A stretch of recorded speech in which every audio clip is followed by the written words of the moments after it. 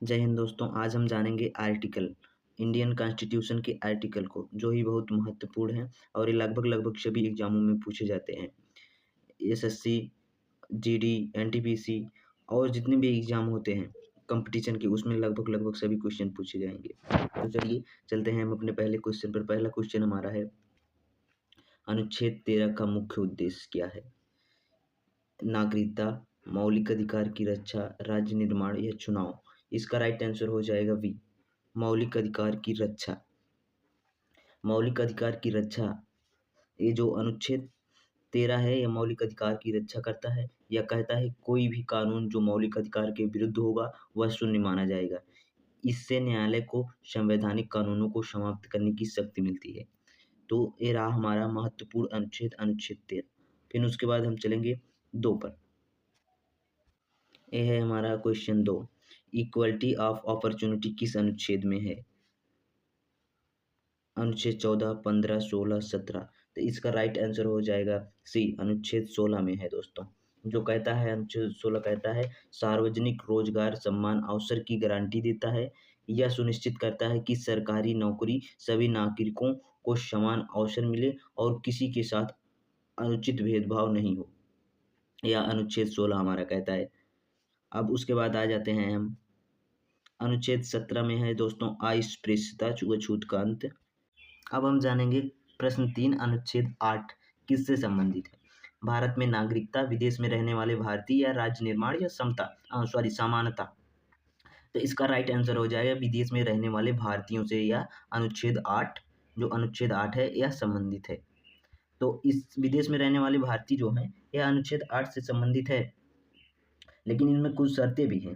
पहले हम जान लेंगे, अनुच्छेद 8 उन भारतीयों की नागरिकता से संबंधित है जो विदेश में रह रहे हैं।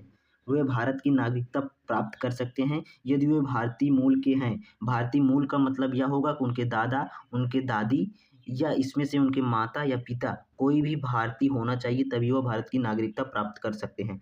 और इसमें और निर्धारित प्रक्रिया भी पूरी करनी पड़ेगी। निर्धारित प्रक्रिया का मतलब यह होगा वह विदेश से आकर भारत में 5 साल 7 साल रहें और वहाँ 22 भाषाएं हैं, 16 भाषाएं हैं, उसमें से किसी एक भाषा का ज्ञान होना चाहिए। तो यह रहा अनुच्छेद 8 हमारा। फिर आ जाते हैं हम क्वेश्चन नंबर 4 पर, फ्रीडम ऑफ स्पीच किस अनुच्छेद में है? अनुच्छेद 18, अनुच्छेद 19, अनुच्छेद 20 या अनुच्छेद 21। तो इसका राइट आंसर हो जाएगा बी, अनुच्छेद 19।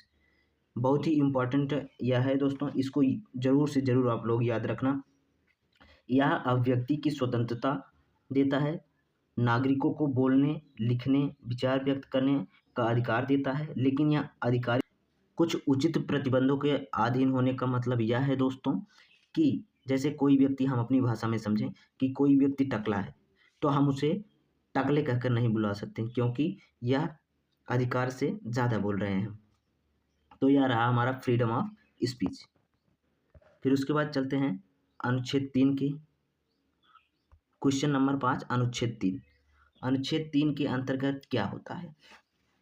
अनुच्छेद 3 के अंतर्गत हम बताएंगे कि नागरिकता, राज्य की सीमाओं में परिवर्तन, समानता, न्याय। तो इसका राइट आंसर हो जाएगा बी, राज्य की सीमाओं में परिवर्तन। संसद को राज्य की सीमाओं में परिवर्तन, नए राज्य बनाने या नाम बदलने का अधिकार देता है। जैसे अभी इलाहाबाद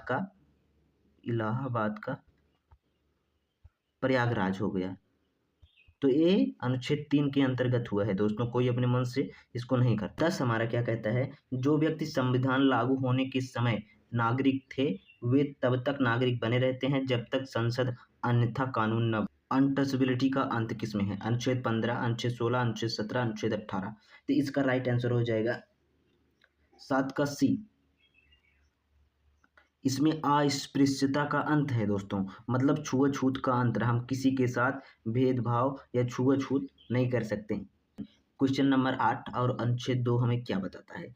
नया राज्य शामिल करना, समानता, स्वतंत्रता, न्याय। तो इसका राइट आंसर हो जाएगा अनुच्छेद 8 का ए, नए राज्य शामिल करना। इसमें अनुच्छेद 2 क्या कहता है हमारा, संसद को नए राज्यों को भारत में शामिल करने या स्थापित करने का अधिकार देता है।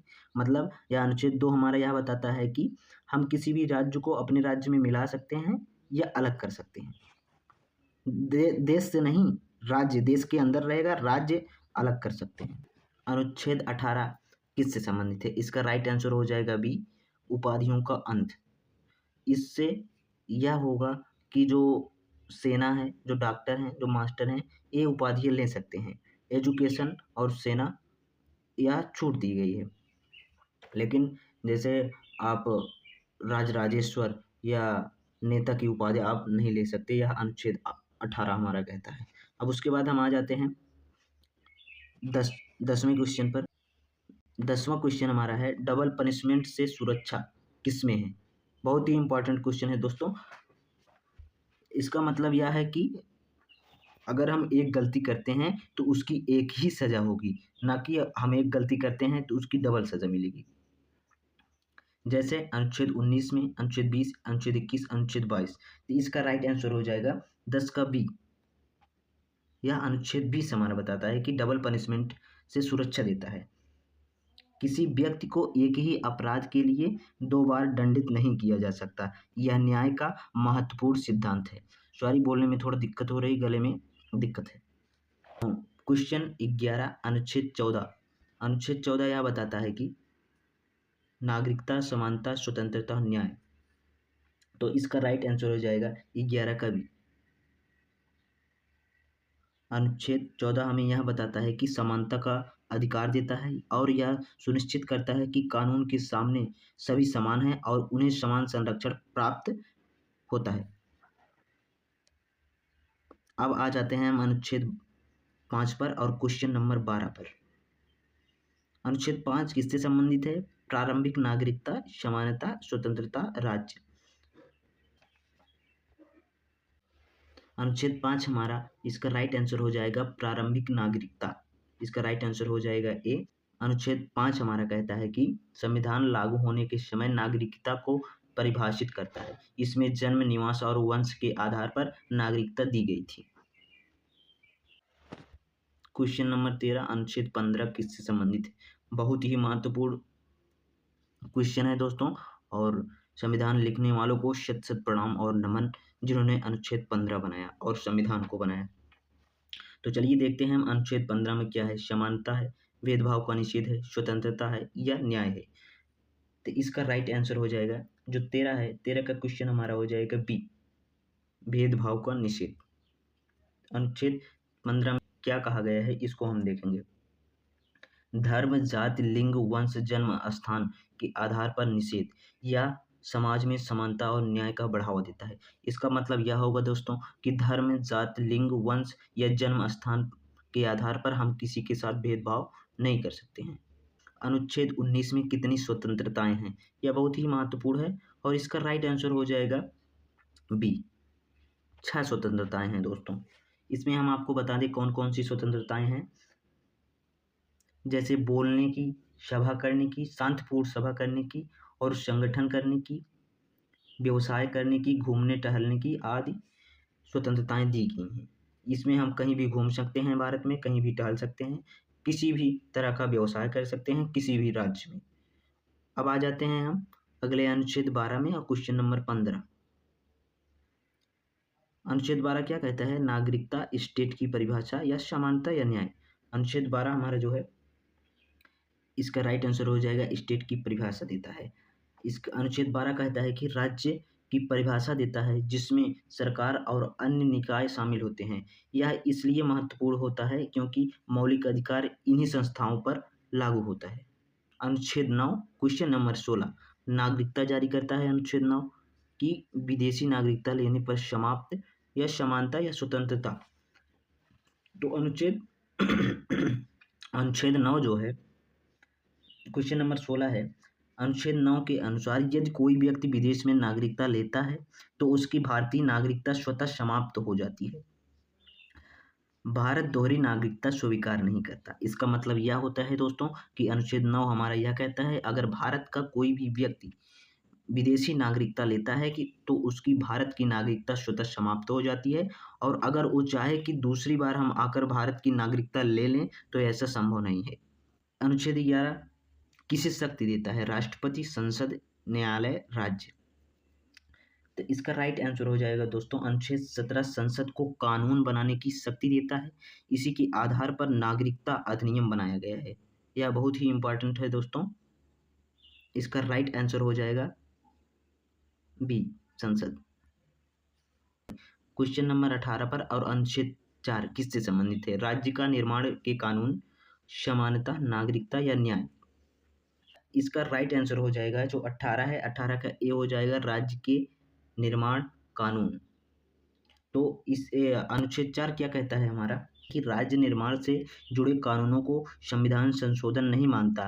इससे राज्यों की पुनर्गठन प्रक्रिया सरल हो जाती है। अनुच्छेद 20 सेल्फ इंक्रीमेशन, इसका मतलब होता है यह सुरक्षा देता है कोई भी व्यक्ति स्वयं के खिलाफ गवाही देने के लिए मजबूर नहीं किया जा सकता। यह न्याय के सिद्धांतों की रक्षा करता है। इसका मतलब यह होगा दोस्तों कि सेल्फ इंक्रीमेशन से संबंधित यह है। अनुच्छेद 20 हमारा यह कहता है कि कोई भी पुलिस कांस्टेबल दरोगा कोई भी हो, यह स्वयं की गवाही के लिए आपको मजबूर नहीं कर सकता। अगर आपको मारता है, पीटता है, तो आप उस टाइम कह दीजिए हाँ हमने ये किया है, वो किया है, लेकिन आप जब कोर्ट में पेश किए जाएंगे तो आप सीधा सीधा नकार सकते हैं। यह अनुच्छेद 20 हमारा कहता है। अब आ जाता है हमारा लास्ट क्वेश्चन, अनुच्छेद 6 किससे संबंधित है? पाकिस्तान से आए लोग, समानता, स्वतंत्रता, न्याय। तो इसको आपको कमेंट बॉक्स में बताना है। अगर आप कंपटीशन एग्जाम की तैयारी कर रहे हैं तो इतना छोटा सा क्वेश्चन आप जरूर जानते होंगे कि पाकिस्तान से आए लोग होगा, कि समानता होगा, कि स्वतंत्रता होगा या न्याय। पूरा वीडियो देखने के लिए धन्यवाद। और अगर आप कंपटीशन की तैयारी कर रहे हैं तो इसका आंसर कमेंट बॉक्स में जरूर बताएं। और अगली किस टॉपिक पर वीडियो बनाना है उसको जरूर बताएं। धन्यवाद।